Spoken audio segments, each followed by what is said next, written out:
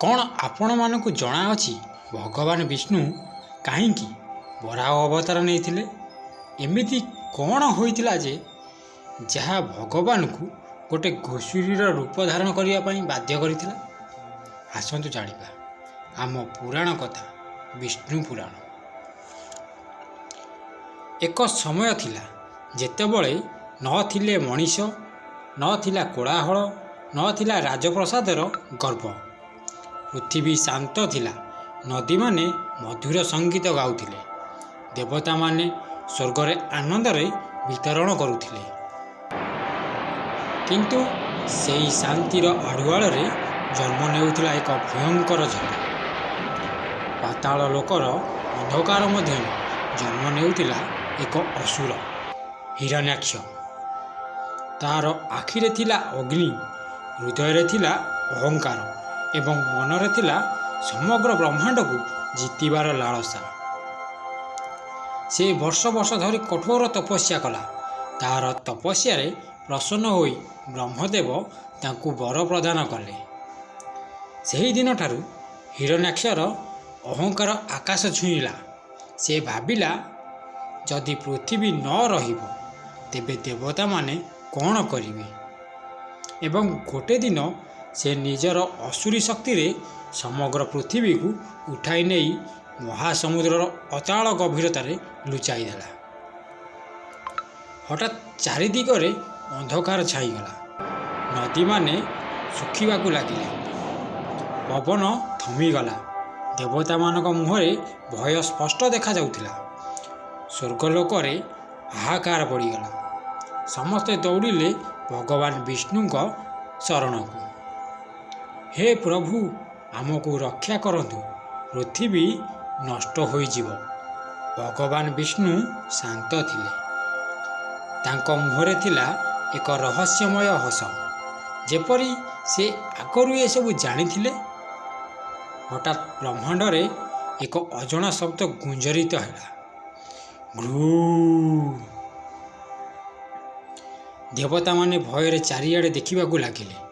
ସେମାନେ ଯାହା ଦେଖିଲେ ତାହା କେହି କଳ୍ପନା ମଧ୍ୟ କରିନଥିଲେ। ଏକ ଛୋଟ ବରାହ ବାହାରିଲା।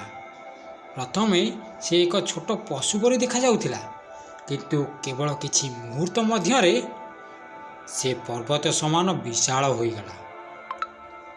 ତାଙ୍କ ଆଖି ସୂର୍ଯ୍ୟ ପରି ଜଳୁଥିଲା। ଦେହରୁ ବାହାରୁଥିଲା ଅସୀମ ଦିବ୍ୟ ତେଜ।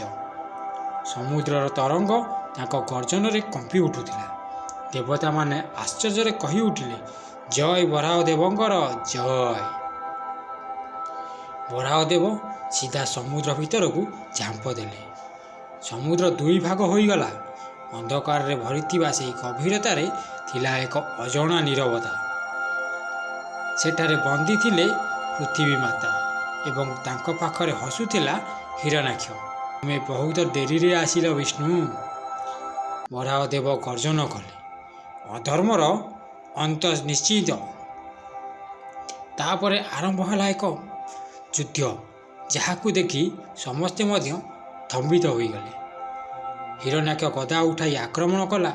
ସମୁଦ୍ର ଜଳ ଆକାଶକୁ ଉଡ଼ିବାରେ ଲାଗିଲା।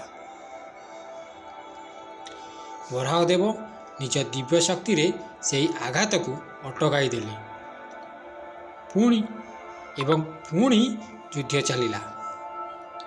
ଦେବତାମାନେ ଉପରୁ ଦେଖୁଥିଲେ, ଋଷିମାନେ ପ୍ରାର୍ଥନା କରୁଥିଲେ। ଶେଷରେ ବରାହ ଦେବ ନିଜ ଦିବ୍ୟ ଅବତାରରେ ହିରଣ୍ୟାକ୍ଷକୁ ପରାସ୍ତ କଲେ। ଅସୁରର ଗର୍ଜନ ଧୀରେ ଧୀରେ ନୀରବ ହେବାରେ ଲାଗିଲା। ଅହଙ୍କାରର ଅନ୍ତ ଘଟିଲା। ଯୁଦ୍ଧ ଶେଷ ହେବା ପରେ ବରାହ ଦେବ ନିଜ ଦାନ୍ତରେ ପୃଥିବୀକୁ ଉଠାଇ ଆଣିଲେ ଏବଂ ସେହି ଦୃଶ୍ୟ ବହୁତ ସୌନ୍ଦର୍ଯ୍ୟମୟ ଥିଲା। ଦେବତାମାନେ ଆକାଶରେ ପୁଷ୍ପ ବର୍ଷା କରୁଥିଲେ। ଶଙ୍ଖଧ୍ୱନି ଗୁଞ୍ଜରି ଉଠିଲା। ପୃଥିବୀ ପୁଣି ନିଜ ସ୍ଥାନକୁ ଫେରିଲା। ନଦୀ ବହିଲା, ବନ ହରିତ ହେଲା, ଜୀବନ ପୁଣି ହସି ଉଠିଲା। ବରାହ ଅବତାର କେବଳ ଏକ ଯୁଦ୍ଧର କାହାଣୀ ନୁହେଁ, ଏହା ଆମକୁ ଶିଖାଏ ଅହଙ୍କାର ଯେତେ ବଡ଼ ହେଉ ତାହାର ପତନ ସୁନିଶ୍ଚିତ। ଧର୍ମର ରକ୍ଷା ପାଇଁ ଭଗବାନ ସଦା ପ୍ରକଟ ହୋଇଥାନ୍ତି। ପୃଥିବୀ ମାତାଙ୍କ ସୁରକ୍ଷା କରିବା ଆମ ସମସ୍ତଙ୍କର କର୍ତ୍ତବ୍ୟ। ଏବଂ ଆଉ ମଧ୍ୟ କୁହାଯାଏ ଆଜି ମଧ୍ୟ ବ୍ରହ୍ମାଣ୍ଡରେ ଗଭୀରତାରେ ବରାହଦେବଙ୍କର ଗର୍ଜନ ଗୁଞ୍ଜରି ଉଠେ। ଧର୍ମର ଜୟ ସଦା ହେଉଥାଏ। ଯଦି ଆମ କାହାଣୀ ଆପଣମାନଙ୍କୁ ଭଲ ଲାଗିଥାଏ ତେବେ ନିଶ୍ଚିତ ଭାବରେ ସେୟାର କରନ୍ତୁ ଆଉ କମେଣ୍ଟରେ ନିଜର ମତାମତ ଦିଅନ୍ତୁ। ଆଉ ହଁ, ଜୟ ଶ୍ରୀ ବିଷ୍ଣୁ ଲେଖିବାକୁ ଜମାରୁ ଭୁଲିବେନି। ଇଏ ଆମ ପୁରାଣ କଥା। ଜୟ ଶ୍ରୀ ବିଷ୍ଣୁ।